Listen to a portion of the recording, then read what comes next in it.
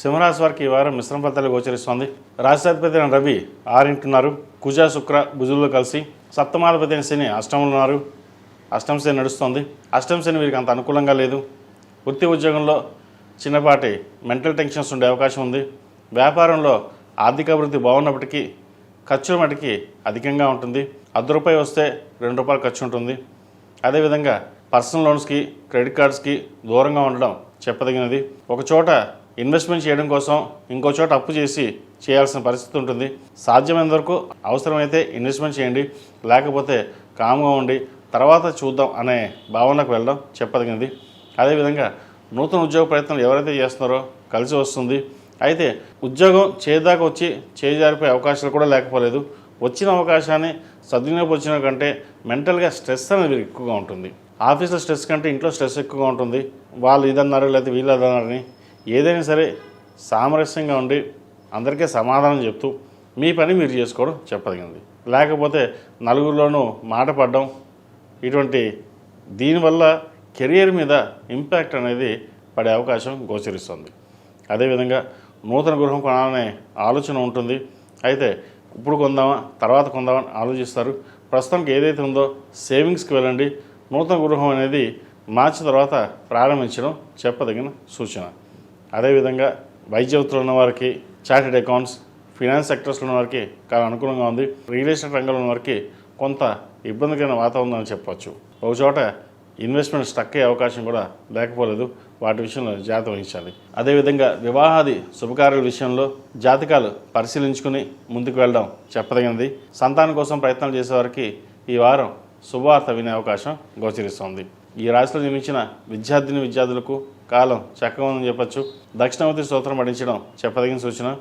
విదేశాల్లో ఉన్న వారికి కాస్త గడ్డుకాలమే ఉంటుంది. వీసా స్టాంపింగ్ విషయంలో చిక్కులు ఉండే అవకాశం గోచరిస్తోంది. జాగ్రత్త వహించాలి. ఏదైనా సరే 10 మంది సలహాలు కాకుండా తీసుకొని అది ఏది రైటో ఏది రాంగో మీరు డిసైడ్ చేసుకోవాలి. మీరు డిసైడ్ చేసి ముందుకు వెళ్ళడం ముఖ్యంగా. ఏదైనా ఉంటే కనుక మాతృ సంబంధించిన తల్లిదండ్రులకి విషయాన్ని చెప్పి ముందుకు వెళ్ళాలి. ఎందుకంటే చతుర్థాధిపతి అయిన కుజుడు 6 ఉన్నారు. లాభదాయకంగా ఉంటుంది. మంచి అవకాశాలు కలిసి వస్తాయి. ఈ రాశిలో మించిన స్త్రీలకు వృత్తి ఉద్యోగపరంగా వ్యాపారపరంగా సానుకూలంగా ఉంటుంది. కలిసి వచ్చే కాలం అని చెప్పచ్చు. వీరికి అర్ధాష్టంశ నడుస్తుంది. అర్ధాష్టంశ నడుస్తున్నా కూడా మనోధైర్యం మనోబలం ఎక్కువగా ఉంటుంది. ఏదైనా కష్టపడాలి, పైకి వెళ్ళాలి, ఎదగాలి అనే భావన ఎక్కువగా ఉంటుంది. అయితే ఒక్కొక్కసారి ఎంత అలా అనుకుంటారో ఒకసారి రివర్స్లో మళ్ళీ ఆలోచిస్తారు.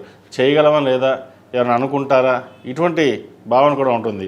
ఇవన్నీ పక్కన పెట్టి మీరు ఏదైతే చేయదలుచుకున్నారో అది నిర్విఘ్నంగా పూర్తవుతుంది. ధైర్యంగా ముందడుగు వేయండి. ఇది వ్యాపారం కావచ్చు, ఉద్యోగం కావచ్చు. నూతన ఉద్యోగ ప్రయత్నాలు చేసేవారికి చక్కగా కాలం కలిసి వస్తుంది. మంచి ఉద్యోగం వచ్చే అవకాశం గోచరిస్తుంది. వ్యాపారపరంగా అనుకూలంగా ఉంటుంది. ఆరోగ్యం పట్ల కొన్ని జాగ్రత్తలు తీసుకోవాలి. జీవిత భాగస్వామితో మాట్లాడేటప్పుడు ఆలోచించి మాట్లాడడం చెప్పదగినది. చిన్న విషయాలు కూడా ఎక్కువగా స్ట్రెస్కి గురవుతుంటారు. ఖర్చులు అదుపులో ఉంటాయి.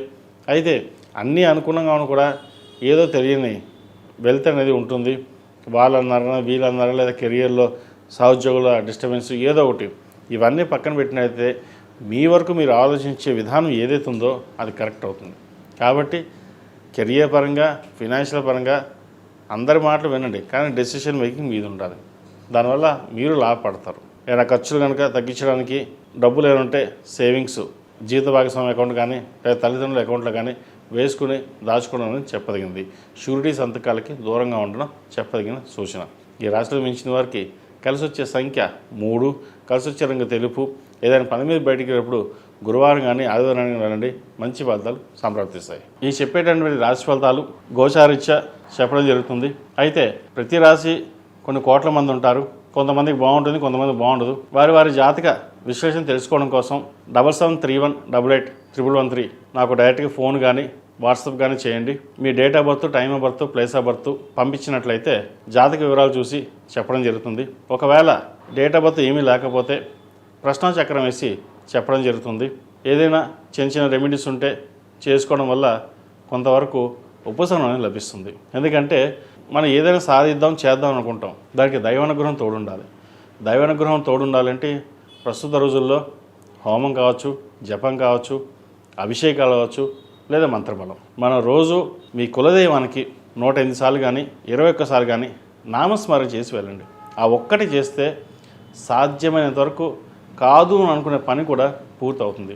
మన ఇంట్లో కులదైవానికి ప్రప్రదంగా పూజించడం వల్ల 2 అగరబత్తులు పెట్టి దీపం వెలిగించి స్వామివారి నామస్మరణ చేస్తే ఎంతో ఫలితాలు ఉంటాయి.